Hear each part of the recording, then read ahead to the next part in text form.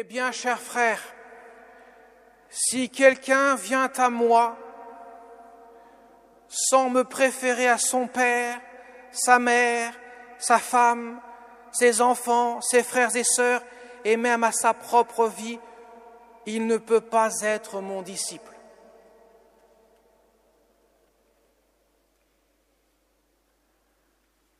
Vous avez entendu, Jésus n'y va pas par 4 chemins. Il est tellement radical que cela peut en faire frémir plus d'un. Il faut le préférer à son père, sa mère, sa femme, son mari, ses enfants, etc. Cependant, il n'a pas dit qu'il fallait moins aimer ses proches pour le préférer. Il a dit qu'il fallait le préférer à ses proches. Ce n'est pas la même chose. Car il va sans dire que si Dieu, si Jésus est la source de tout amour, sans lui, on ne peut pas aimer autant. Et qu'en le préférant à tout, nous sommes sûrs de mieux aimer nos proches. Donc la radicalité de l'Évangile n'est pas en concurrence avec l'amour que nous pouvons porter pour ceux qui nous sont proches. Mais par contre, il est ordonné. Il est quelque peu structuré. Car il passe nécessairement par un renoncement pour pouvoir aimer réellement.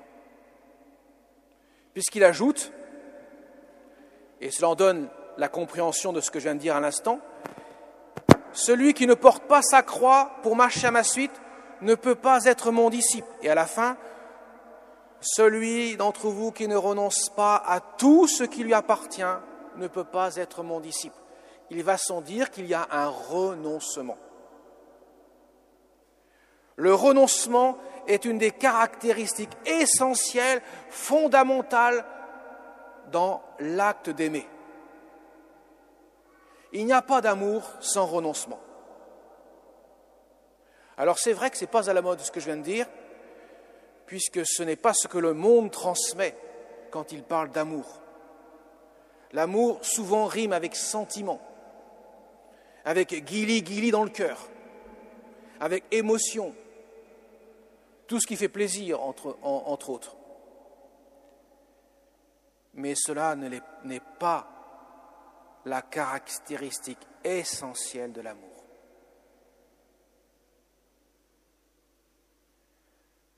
Car aimer, c'est forcément renoncer pour accueillir.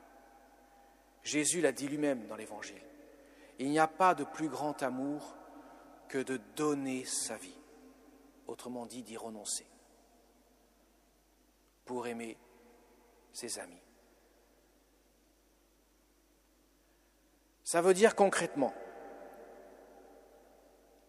que l'amour est un acte de volonté. Et quand je dis à quelqu'un « je ne t'aime pas parce que je ne ressens rien pour toi », vous pouvez lui répondre « ça veut dire que tu ne m'as jamais aimé ».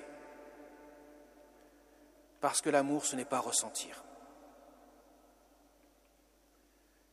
Quand je dis à quelqu'un « je t'aime », ça veut dire « je veux t'aimer ».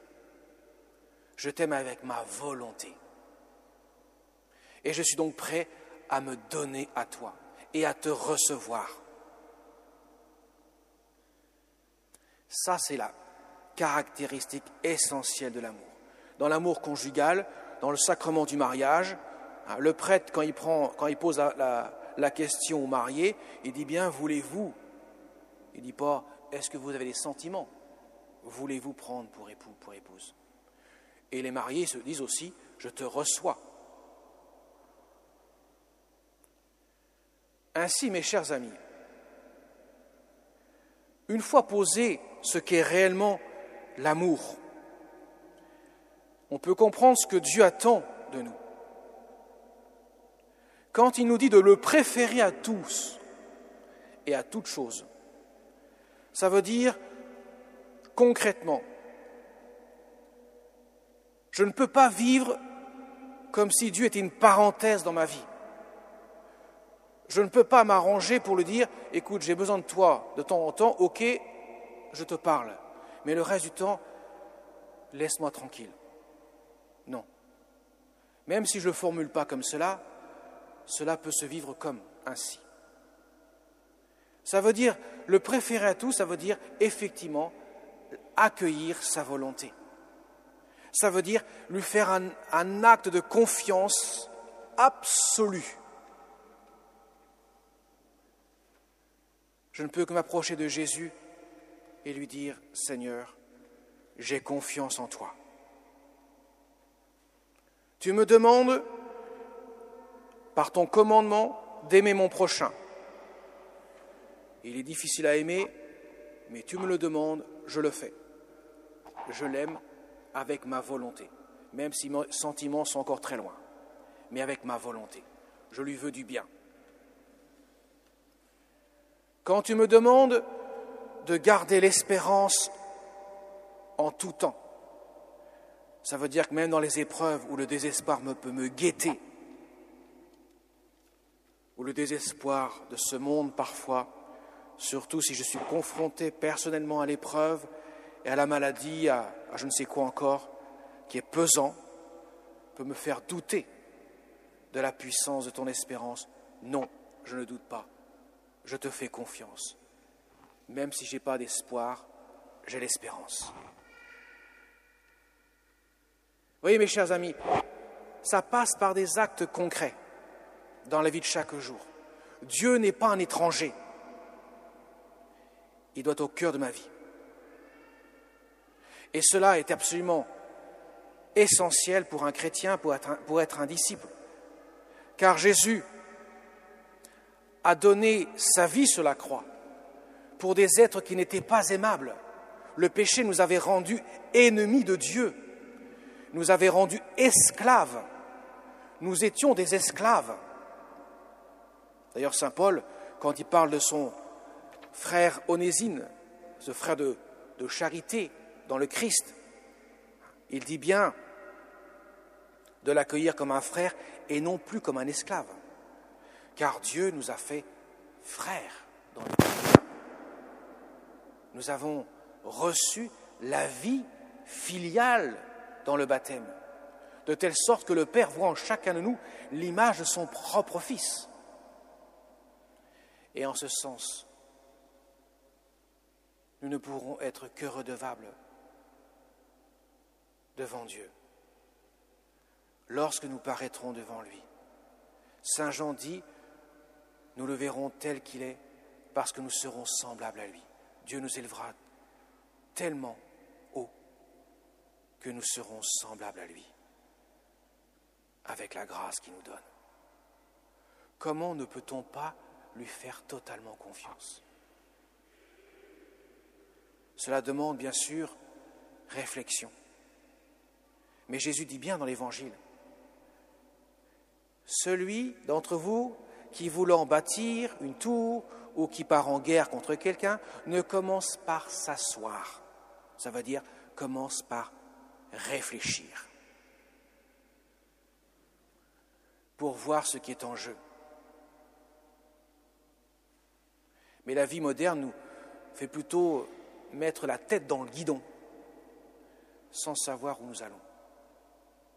Mais Jésus nous demande de commencer par s'asseoir, prendre conscience de tout ce que nous recevons de Dieu, même si nous ne le voyons pas, même si cela nous paraît imperceptible. Dieu agit. Incontestablement, il agit pour notre bonheur, même si ça passe par de grands renoncements. Jésus, qu'a-t-il fait le soir de l'agonie? Dans son âme humaine, souffrant d'une souffrance telle qu'on ne peut la décrire et qu'on ne peut connaître l'équivalent, il dira à son Père, « Père, que cette coupe passe loin de moi. » Mais rajoutons aussitôt, « Cependant, non pas ma volonté, mais la tienne. » La volonté divine. Son âme humaine s'est ajustée à sa volonté divine. car c'est l'expression de l'authentique amour. Voyez mes chers amis, nous faisons tous partie d'une grande famille, celle des enfants de Dieu, et elle est immense. Les saints et les martyrs sont une foule innombrable dans le ciel. Ils ne cessent de chanter les louanges de Dieu. Ils ne cessent de rendre grâce à Dieu pour tout ce qu'ils ont reçu, qui dépasse bien sûr et de très loin, de manière infinie, leurs propres mérites, car leurs propres mérites sont tout simplement un don de Dieu. Personne ne pourra apparaître devant Dieu et lui dire « Seigneur, j'ai droit à cela, j'ai droit à ceci ». Non. Je ne pourrai paraître devant Dieu qu'en disant, comme la Vierge Marie, une immense action de grâce. Le Seigneur fit pour moi des merveilles, saint est son nom. Alors Marie, on va conclure avec la Vierge Marie. La Vierge Marie au pied de la croix prend conscience de la dimension du mystère du salut qui demande un renoncement absolument inimaginable, qui dépasse nos simples capacités humaines, c'est vrai. Mais la grâce agissante, elle décuple, elle donne des ailes à notre âme humaine pour accueillir le don de Dieu. Et la Vierge Marie est là, au pied de la croix, dans ce mystère insoutenable à ses yeux de ce qu'elle voit. Et pourtant, au plus profond de son cœur, elle est habitée par une foi inébranlable, une espérance ardente et une charité brûlante. La Vierge Marie est là, accueillant, buvant les paroles de son Fils, ces dernières paroles qu'il prononce, et notamment en se tournant vers elle pour demander cette grâce d'être la mère de tous, d'être celle qui reçoit précisément la mission de conduire les enfants que nous sommes devenus par le baptême de notre Mère du ciel au pied de la croix, là où nous apprenons à renoncer à nous-mêmes pour découvrir l'amour dont nous sommes aimés et avec lequel nous sommes invités à aimer. Alors mes chers amis, demandons notre aide à notre Mère du ciel, celle que nous allons fêter dans quelques jours dans le mystère de sa nativité, celle qui a été conçue sans le péché originel et qui toute sa vie n'a cessé de correspondre à la volonté divine. Elle est une experte en vie spirituelle. Demandons-lui son aide. Elle est notre mère et elle nous aime comme des enfants. Amen.